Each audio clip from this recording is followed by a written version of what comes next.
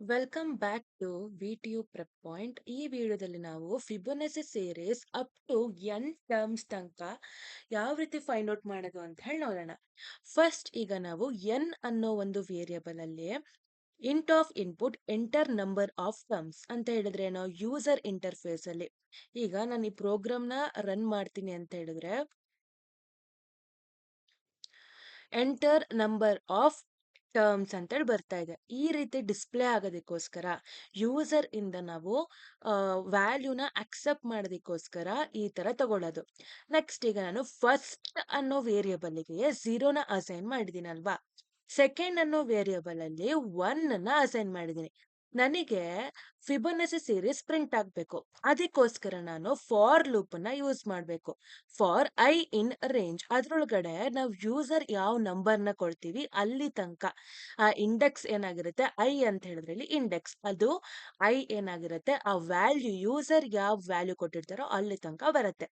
ಆಯ್ತಾ, ಪ್ರಿಂಟ್ ಮಾಡೋದಿಕ್ಕೆ ಆ ಫಸ್ಟ್ ಲೆಟರ್ ಇಂದ ಎಂಡ್ ತನಕ ಪ್ರಿಂಟ್ ಮಾಡೋದಿಕ್ಕೋಸ್ಕರ ಇಲ್ಲಿ ಅರೆ ಅಲ್ಲಿ ಅರೆ ಅಂತ ಅಂದ್ರೆ ಸ್ಟ್ರಿಂಗ್ ಅಲ್ಲಿ ಒಳಗಡೆ ವ್ಯಾಲ್ಯೂಸ್ ಬರೋದಕ್ಕೋಸ್ಕರ ಯೂಸ್ ಮಾಡಿದೀವಿ. ಇದು ಸ್ವ್ಯಾಪಿಂಗ್ ಇದೆಯಲ್ವಾ, ಇದು ಯಾವ ರೀತಿ ವರ್ಕ್ ಆಗುತ್ತೆ ಅಂತ ಅಂದ್ರೆ ಇಲ್ಲಿ ನಾನು ಫಾರ್ ಎಕ್ಸಾಂಪಲ್ 5 ಅಂತೇಳಿ ಕೊಟ್ಟೆ. ಎನ್ನಿನ ವ್ಯಾಲ್ಯೂ 5 ಏನಂತ ಪ್ರಿಂಟ್ ಆಯ್ತು ಫಸ್ಟ್ ಇದೆರಡು ಬಿಡಿ. ಪ್ರಿಂಟ್ ಫಿಬೊನಸಿ ಸೀರೀಸ್ ಇಲ್ಲೇನಾಯ್ತು ಫಿಬೊನಸಿ ಸೀರೀಸ್ ಪ್ರಿಂಟ್ ಆಗ್ತಿದೆ. ಫಸ್ಟ್ ಆಗಿರುವಂತ ವೇರಿಯಬಲ್ ಅಲ್ಲಿ ಏನಿದೆ 0 ಇದೆ. ನೆಕ್ಸ್ಟ್ ವೇರಿಯಬಲ್ ಸೆಕೆಂಡ್ ವೇರಿಯಬಲ್ ಅಲ್ಲಿ ಏನಿದೆ 1 ಇದೆ. ನೆಕ್ಸ್ಟ್ ನಾನು ಎಷ್ಟು ಕೊಟ್ಟಿದ್ದೀನಿ 1 2 3 4 5 ಅಲ್ವಾ. ಎಂಟರ್ ನಂಬರ್ ಆಫ್ ಟರ್ಮ್ಸ್ ಎಷ್ಟಿದೆ 5 ಟರ್ಮ್ಸ್ ಇದೆ, ಅದಕ್ಕೋಸ್ಕರ 5 ಬಂತ. ನೆಕ್ಸ್ಟ್ ಈಗ ನೆಕ್ಸ್ಟ್ ಅನ್ನೋದು ಅಂತಂದ್ರೆ ಇದು ಫಸ್ಟ್ ಇದು ಸೆಕೆಂಡ್ ಅಲ್ವಾ. 0 ಅನ್ನೋದು ಫಸ್ಟ್, 1 ಅನ್ನೋದು ಸೆಕೆಂಡ್. ಈ ನೆಕ್ಸ್ಟ್ ಇದೇನಿದೆ ಇದನ್ನ ನೆಕ್ಸ್ಟ್ ಅಂತ ಹೇಳಿ ಕರೆದಿದೀವಿ. ಈ ನೆಕ್ಸ್ಟ್ ಯಾವ ರೀತಿ ಬಂದಿರೋದು ಅಂತಂದ್ರೆ 0 ಪ್ಲಸ್ 1 ಆದ್ರೆ 1 ಆಗಿರತ್ತಲ್ವಾ. ಅವಾಗ ಇದೇನಾಯ್ತು ಫಸ್ಟ್ ಅನ್ನೋ ವೇರಿಯಬಲ್ಗೆ 1 ಅಸೈನ್ ಆಗುತ್ತೆ. ನೆಕ್ಸ್ಟ್ ಅನ್ನೋ ಸೆಕೆಂಡ್ ಅನ್ನೋ ವೇರಿಯಬಲ್ಗೆ ಇದು ಅಸೈನ್ ಆಗುತ್ತೆ 1. 1 ಪ್ಲಸ್ 1 ಏನಾಯ್ತು 2. ನೆಕ್ಸ್ಟ್ ಅನ್ನೋ ವೇರಿಯಬಲ್ 2 ಬರುತ್ತೆ. ನೆಕ್ಸ್ಟ್ ಅದೇ ತರ ಈ 1 ಏನಾಗಿರುತ್ತೆ ಫಸ್ಟ್ ವೇರಿಯಬಲ್ಗೆ ಅಸೈನ್ ಆಗುತ್ತೆ. 2 ಏನಾಗಿರುತ್ತೆ ನೆಕ್ಸ್ಟ್ ಅಂದ್ರೆ ಸೆಕೆಂಡ್ ವೇರಿಯಬಲ್ಗೆ ಅಸೈನ್ ಆಗುತ್ತೆ. 3 ನೆಕ್ಸ್ಟ್. ಇದು ಸ್ವ್ಯಾಪಿಂಗ್ ಅಲ್ಲಿ ಮಾಡಿರೋದು. ಇದು ಫಿಬೊನಸಿ ಸೀರೀಸ್ ಪ್ರಿಂಟ್ ಮಾಡ್ಬೇಕು ಅಂತ ಹೇಳಿದ್ರೆ ಈ ರೀತಿ. ಅದೇ ಈಗ ನಾನು ಮತ್ತೆ ಆ 8 ಅನ್ ಕೊಟ್ಟು ನೋಡೋದು. ಇದು ಯಾವ ರೀತಿ ಅಂತ ಅಂದ್ರೆ 0 ಪ್ಲಸ್ 1 ಏನಾಯ್ತು 1. ನೆಕ್ಸ್ಟ್ 1 ಪ್ಲಸ್ 1 ಏನಾಯ್ತು 2. 1 ಪ್ಲಸ್ 2 3. 3 ಪ್ಲಸ್ 2 5. 5 ಪ್ಲಸ್ 3 8. 8 ಪ್ಲಸ್ 5 13. ಈ ರೀತಿ ಪ್ರಿಂಟ್ ಆಗ್ತಾ ಹೋಗುತ್ತೆ.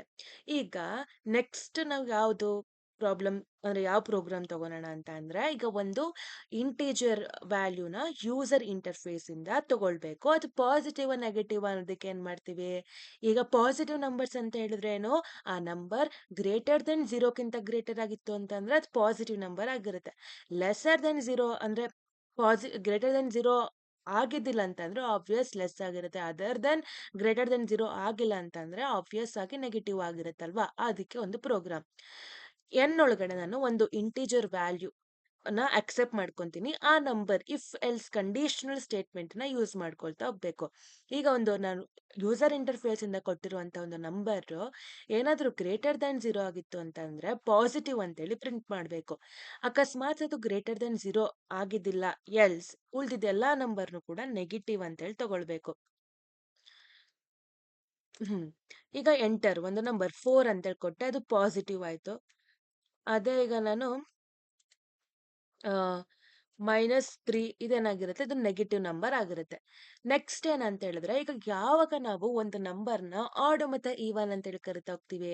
ಇಫ್ ಈಗ ಒಂದು ನಂಬರ್ 2 4 ಡಿವೈಡೆಡ್ ಬೈ 2 ಆಗಿ ಈಗ ರಿಮೈಂಡರ್ ನಂಗೆ 0 ಬರ್ತಾ ಇದೆ ಅಂತ ಹೇಳಿದ್ರೆ ಅದನ್ನ ಈವನ್. ಅದೇ ರೀತಿ ಈಗ ಒಂದು ಎನ್ ಅನ್ನೋ ಒಂದು ವೇರಿಯಬಲ್ ಅಲ್ಲಿ ಒಂದು ಎಂಟರ್ ಅಂಡ್ ನಂಬರ್ ಒಂದು ನಂಬರ್ನ ಯೂಸರ್ ಇಂದ ಅಕ್ಸೆಪ್ಟ್ ಮಾಡ್ತೀವಿ. ಸೇಮ್ ನಾವು ಪ್ರೀವಿಯಸ್ ಪ್ರೋಗ್ರಾಮಿಗೆ ಯಾವ ರೀತಿ ಯೂಸ್ ಮಾಡಿದ್ವೋ ಅದೇ ರೀತಿ. ಇಫ್ ಆ ಎನ್ ಏನಾದ್ರೂ ಡಿವೈಡ್ 2 ಇಂದ ಮಾಡ್ತಾ ಇದೀವಿ ಅಂತ ಅಂದಾಗ 0 ಬಂತು ಅಂತಂದ್ರೆ ಆಬ್ವಿಯಸ್ ಆಗಿ ಇಟ್ ಈಸ್ ಅನ್ ಈವನ್. ಇಲ್ಲ ಅಂತಂದ್ರೆ ಅದು ಆಡ್ ಆಗಿರುತ್ತೆ. ಈಗ 2 ಇನ ಮಲ್ಟಿಪಲ್ ಅಂತನಾದ್ರೂ ಕರಿಬಹುದು ನಾವು. ಆ 2 ಇನ ಮಲ್ಟಿಪಲ್ ಬಂತು ಅಂತ ಅಂದ್ರೆ ಈಗ 2 ಇನ ಮಲ್ಟಿಪಲ್ 6 ಅಲ್ವಾ, ಅದೇನಾಗಿರುತ್ತೆ ಆಬ್ವಿಯಸ್ ಆಗಿ ಈವನ್ ಆಗಿರುತ್ತೆ. 3 ಕೊಟ್ಟೆ ಅಂತ ಅಂದ್ರೆ ಇಟ್ ಈಸ್ ಆಡ್ ಆಗಿರುತ್ತೆ. ನೆಕ್ಸ್ಟ್ ಇನ್ನು 3 ಪ್ರೋಗ್ರಾಮ್‌ನ ನೋಡೋಣ. ಇದು ಫಾರ್ಮುಲಾ ಬೇಸ್ಡ್ ಆಗಿರುತ್ತೆ. Area of circle, area of rectangle ಮತ್ತೆ area of triangle. First area of ಸರ್ಕಲಿನ ಫಾರ್ಮುಲಾ ಗೊತ್ತಿರುತ್ತಲ್ವಾ ನಮಗೆ? ಪೈ ಆರ್ ಸ್ಕ್ವೇರ್ ಅಷ್ಟೇ. ಈಗ ಆರ್ ಅಂತ ಹೇಳಿದ್ರೇನು? ರೇಡಿಯಸ್.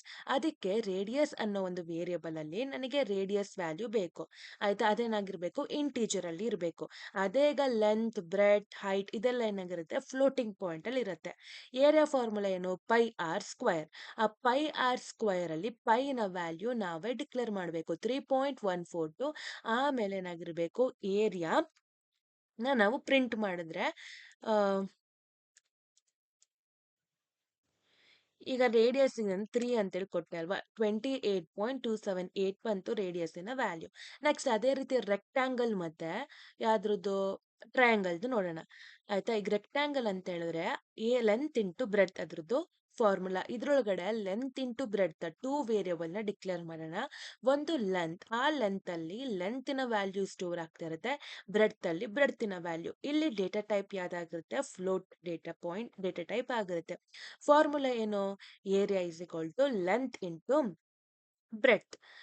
ಅದನ್ನ ಆ ಏರಿಯಾ ಆಫ್ ದ ರೆಕ್ಟಾಂಗಲ್ ನ ಪ್ರಿಂಟ್ ಮಾಡ್ಬೇಕಷ್ಟೆ. ಲೆಂತ್‌ಗೆ ನಾನು 3, ನೆಕ್ಸ್ಟ್ 4 ಕೊಟ್ರೆ 12.0 ನಾವು ಫ್ಲೋಟಿಂಗ್ ಪಾಯಿಂಟ್ ಅಲ್ಲಿ ಇಟ್ಟು ಸ್ಟೋರ್ ಮಾಡ್ತಾ ಇರೋದ್ರಿಂದ ಏನಾಯ್ತು? 12.0 ಅಂತೇಳಿ ಬರುತ್ತೆ. ಅದೇ ರೀತಿ ಈಗ ಲಾಸ್ಟ್ ಪ್ರೋಗ್ರಾಮ್ ಈ ವಿಡಿಯೋದಲ್ಲಿ ಯಾವುದು ಅಂತಂದ್ರೆ ಏರಿಯಾ ಆಫ್ ಟ್ರಯಾಂಗಲ್. ನಮಗೆ ಗೊತ್ತು ಅದ್ರ formula half into base into height. ಇಲ್ಲಿ ನಾವು ಅದು ಏರಿಯಾ ಆಫ್ ಸರ್ಕಲ್ ಅಲ್ಲಿಗೆ ಯಾವ ಫಾರ್ಮುಲಾ ಕೊಟ್ವಿ? Pi r square. ಆ ಪೈನ ನಾವೇ ಡಿಕ್ಲೇರ್ ಮಾಡಿದ್ವಿ 3.142 ಅಂತ. ಅದೇ ರೀತಿ ಇಲ್ಲೂ ಕೂಡ ನಾವು ಹಾಫ್ ಅನ್ನ 0.5 ಅಂತೇಳಿ ತಗೊಳ್ಬೇಕು. ಇಲ್ಲಿ ಬೇಸ್ ಮತ್ತೆ ಹೈಟ್ ಅನ್ನೋ ಎರಡು ವೇರಿಯಬಲ್ ಇರೋದ್ರಿಂದ ಬೇಸ್ ಅಲ್ಲಿ ಎಂಟರ್ ದ ಬೇಸ್ ಅಂತ ಹೇಳಿ ತಗೊಳ್ತೀವಿ. ಇದು ಕೂಡ ಫ್ಲೋಟಿಂಗ್ ಪಾಯಿಂಟ್ ಅಲ್ಲೇ ಇಡಬೇಕು. ಹೈಟ್ ಅನ್ನ ಕೂಡ ಎಂಟರ್ ದ ಹೈಟ್. ಆಮೇಲೆ ಫಾರ್ಮುಲಾ ಹಾಕಿ ಅದನ್ನ ಪ್ರಿಂಟ್ ಮಾಡೋದು. ಇದ್ರದ್ದು ಔಟ್ಪುಟ್ ಯಾವ ರೀತಿ ಬರುತ್ತೆ ಅಂತಂದ್ರೆ